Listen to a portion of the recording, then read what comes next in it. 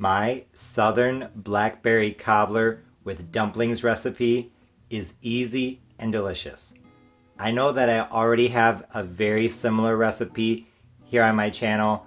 I wanted to tweak it a bit, so that's why I'm doing another video.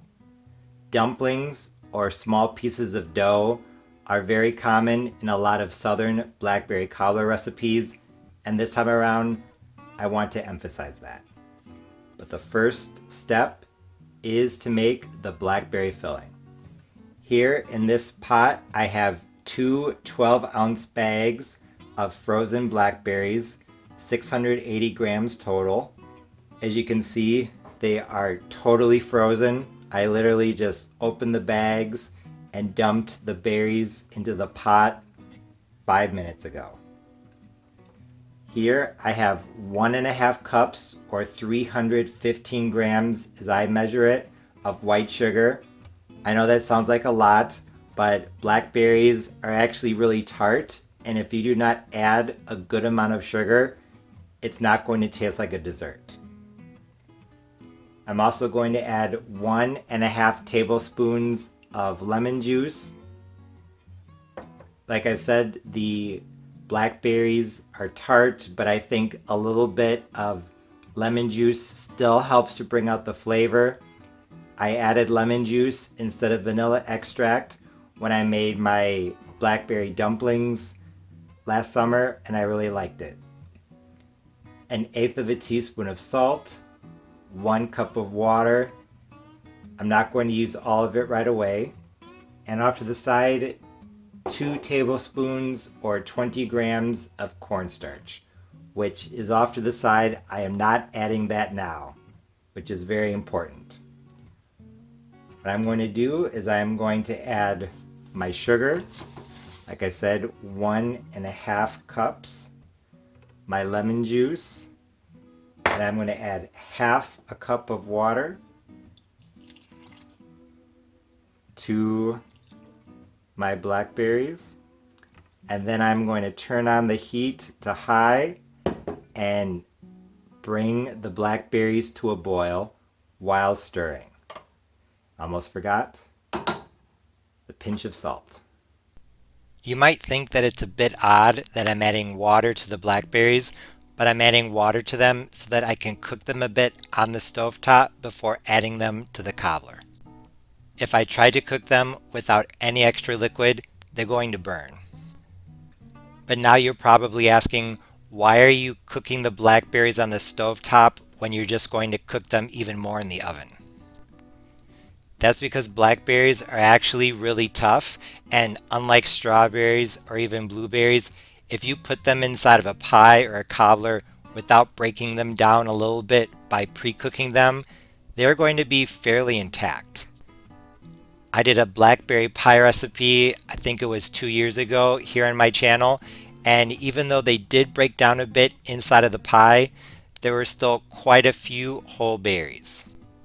Instead of just thickened juice inside of the cobbler, I want a thick syrup, consisting of sugar, thickened juice, and also some broken down blackberries. That blackberry syrup is absolutely delicious when it coats dumplings, so that's why pretty much all traditional Southern blackberry cobbler recipes call for first cooking the blackberries on the stovetop.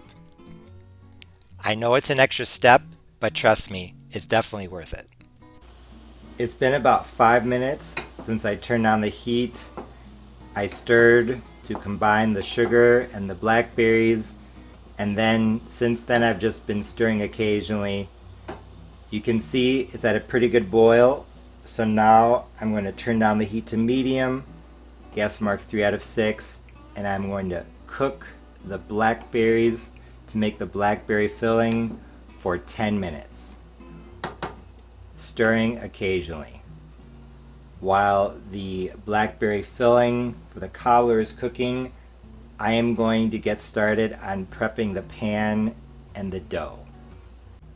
The blackberries have been boiling on medium for 10 minutes, so now I'm going to turn off the heat, keep stirring occasionally for about another minute, just so that nothing sticks to the bottom and burns. And then it will be time to start putting together the cobbler. The blackberries have been cooling for a few minutes. I tried them and this blackberry filling is absolutely fantastic. It has that nice tart, sweet and tart flavor combination that I'm looking for. The lemon juice instead of vanilla extract is perfect. Now it's time to add the thickener.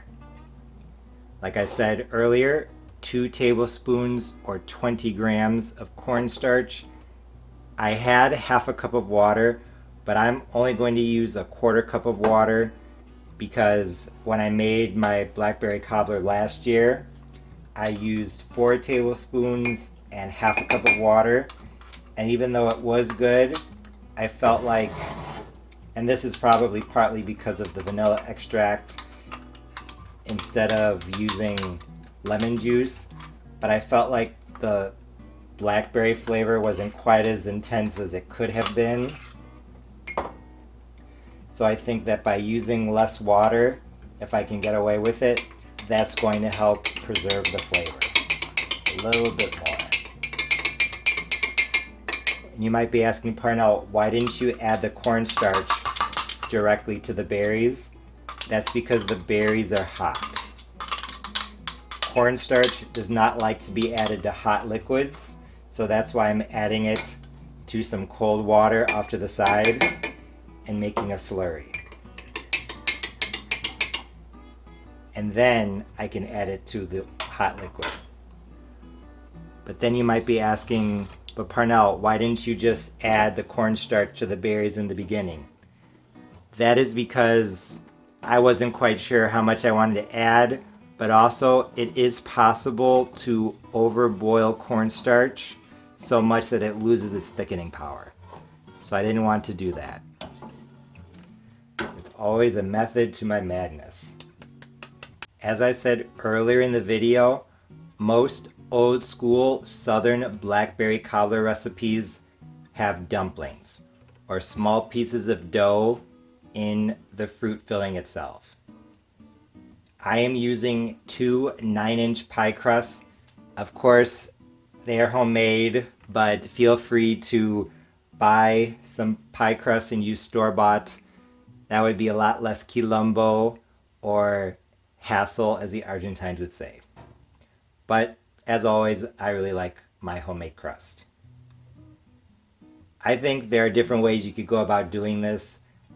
I have an 8x8 casserole dish that is lightly buttered. My oven is preheating to 350 degrees Fahrenheit. What I guess you could do is you could put a lattice on the bottom, add some berry filling, another lattice, more berries, and alternate. But what I'm going to do is I'm just going to take 1 pie crust and I'm going to cut it into pieces like I did here. So first I'm going to cut strips. Then I'm just going to cut across like that. And just like when I made my blackberry dumplings last summer, I am just going to drop the dough into the berries. I'm going to remove this.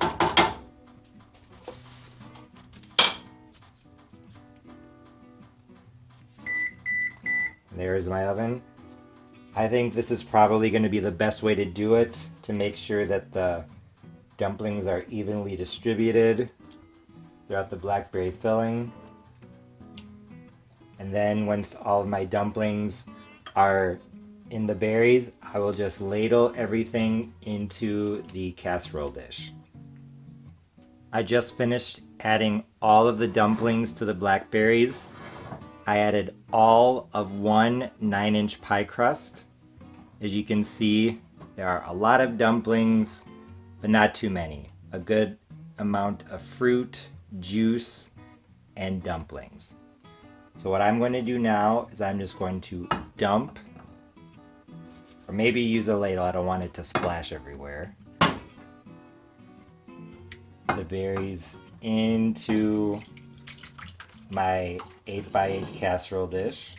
Okay. That actually was not as messy as I was anticipating.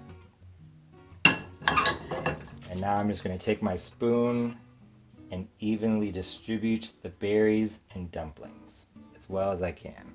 The blackberries and dumplings are now evenly distributed. As you can see, I already cut strips of dough for the lattice top, and the little bits of dough that were off to the side, I just went ahead and added those to the cobbler where I thought it needed more dumplings. These strips are about an inch and a quarter thick. I would say make them at least half of an inch to an inch thick.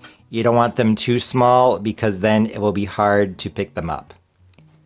All I did is I took my small knife, I cut the strips into the dough, and now I'm just going to pick up the strips and place them on top of my cobbler, like this. Actually, then I'm going to take my knife and cut the excess. I'll probably leave enough gap that's the width of a strip, so I think I'll have more than enough. And then at the end, I'm going to go back and lay more strips on top.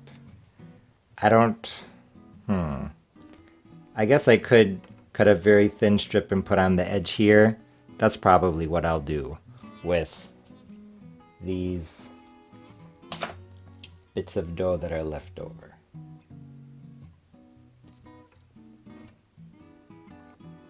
This does not have to be perfect. This is about making something delicious. Like I said, take the other strips, put them over, just lay them right on top. I personally would not even attempt to braid these. I see some lattice top pies where the strips of dough, they go up and over and under. I would not attempt with that. I would not do that with this blackberry cobbler because the filling is so runny. I think you would just frustrate yourself trying to do that. I think just cutting strips and laying them on top is more than enough for this old school southern blackberry cobbler with dumplings. And I'll do another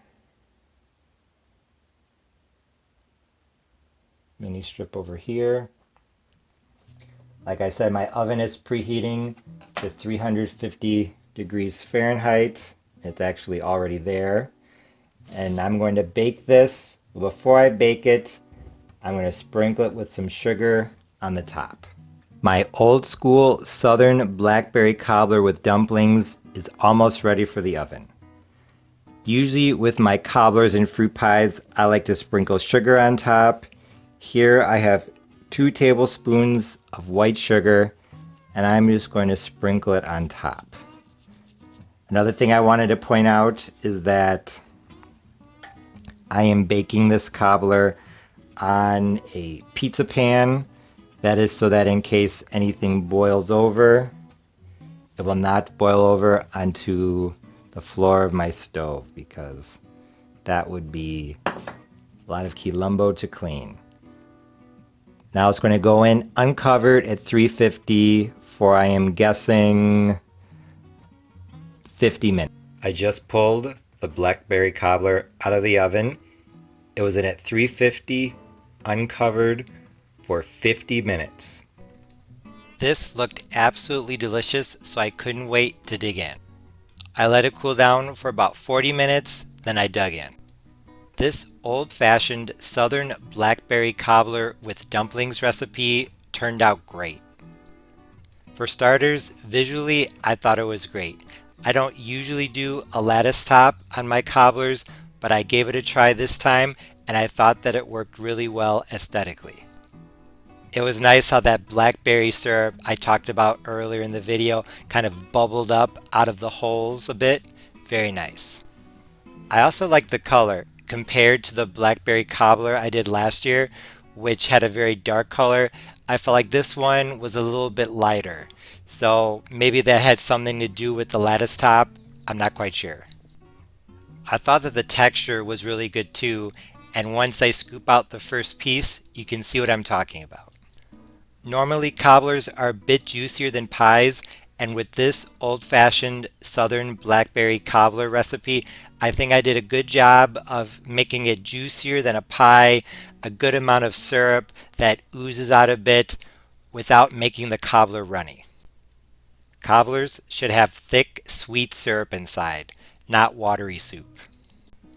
Even though this was my first time making adjustments to my blackberry cobbler recipe, I think I did a good job of judging how much cornstarch I would need. My guess is that this thickened up nicely because of both the cornstarch and the lattice top allowing some of the liquid to evaporate. So if you want a solid top, I would add a bit more cornstarch. But most importantly of all, the taste. This southern blackberry cobbler was definitely delicious, and in fact, I think I like it better this year than I did last year. This year I added lemon juice when last year I added vanilla extract, and I think that the extra tartness really helped. Also, learning from my mistake last year, this year I did not include a bottom crust when I did last year. I know some may disagree, but I felt like last year it was too much crust. Speaking of crust, this year I did a lattice top on top when last year I did a complete solid crust, and honestly I think the lattice top is a bit better. I can't quite put my finger on why, but I think it's because some of the liquid inside bubbled up onto the crust, giving it an interesting texture. And of course, the dumplings. The dumplings were great because they added extra contrast between the crispy pie crust on the top and the soft pie crust dumplings inside. In addition, I saw a video by Miss Tammy of Collard Valley Cooks, and she mentioned how dumplings and blackberry cobbler help to balance out the bitterness of the blackberry seeds. And this year, I could definitely see what she was talking about. I feel like without the dumplings, some people might be really turned off by the bitterness of so many seeds in the cobbler. Another thing that Miss Tammy mentioned was that in a lot of southern blackberry cobbler recipes, people add cream or milk, some sort of dairy, I guess to help balance out the bitterness of the seeds as well. I noticed that when I added ice cream to this, I really liked it, and I think it's because once again it helped to balance out the bitterness of all the seeds. So thank you, Miss Tammy from Collard Valley Cooks. Next year I'm probably going to have to experiment by adding some evaporated milk or something like that. Overall, this old-fashioned southern blackberry cobbler with dumplings recipe was a delicious success. It was also a good example of how going back and revisiting old recipes and going on YouTube and seeing what other chefs are doing can give you a lot of ideas as to how to improve what you already do well. As always, thanks for watching. See you next time.